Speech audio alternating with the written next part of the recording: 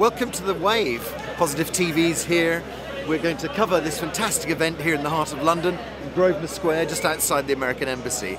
This is the Stop Climate Chaos March, and it represents 11 million people from 100 different organisations all across Britain, all of them who want to stop dirty coal, and they want a fair deal at the Copenhagen conference. And so this is the voice piece of 11 million people walking through all the way down to Westminster, and then they're going to surround the Houses of Parliament and do the wave dance.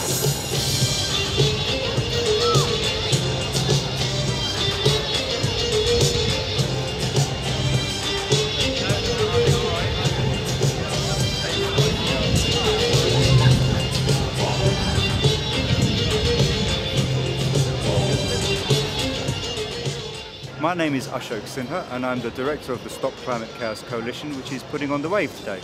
So this is all your idea? Not my idea personally.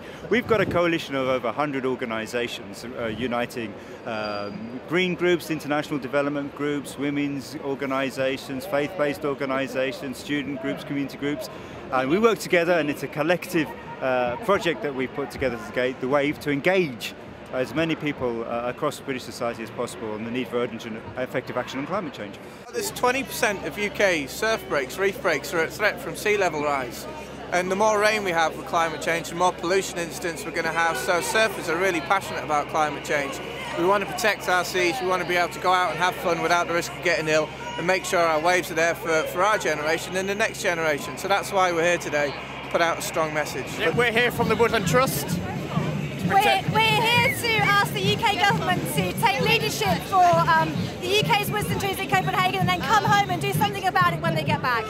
Well, we're a development agency, and obviously the people who stand to be hit first and worst by climate change are poor people, and so a fair deal at Copenhagen is essential if we're going to end poverty and tackle climate change at the same time. Look at that, made by Morgan. It's the Positive TV banner, and it's going to be walking all the way to the House of Parliament. Give us your answer, dear. We're all crazy, we're all dressed in blue. Unite and all start trying to stop our rapid dying. For what is worth the sake the earth reduce some CO2.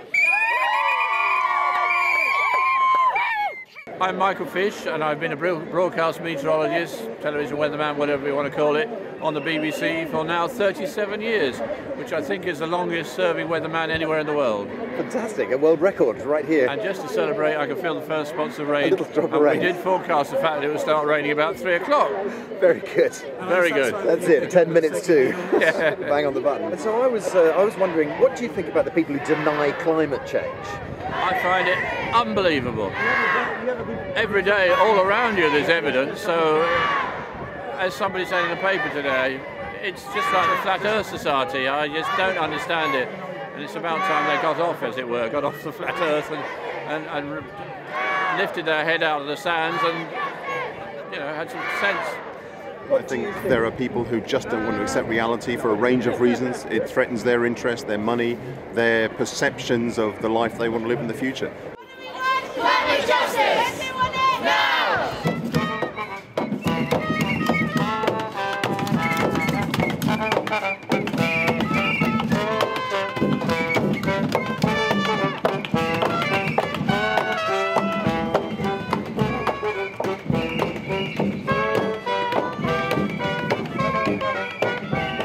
Even at the level of climate change impacts, we're already seeing that we're being affected here in the UK. Now no one individual climatic event can definitely be attributed to climate change, but the pattern is going in the direction of more flooding, more unstable weather for the UK. We're seeing sea levels rise around the UK.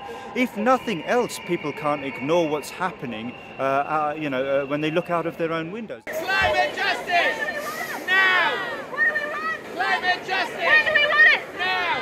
What do we want? Climate justice! When do we want it? That was extraordinary. What an amazing day, what an amazing march, wonderful speeches. 40,000 people or more, I reckon probably closer to 80. I bet the government have been listening, and I bet they're going to make a change on the back of this. They better do.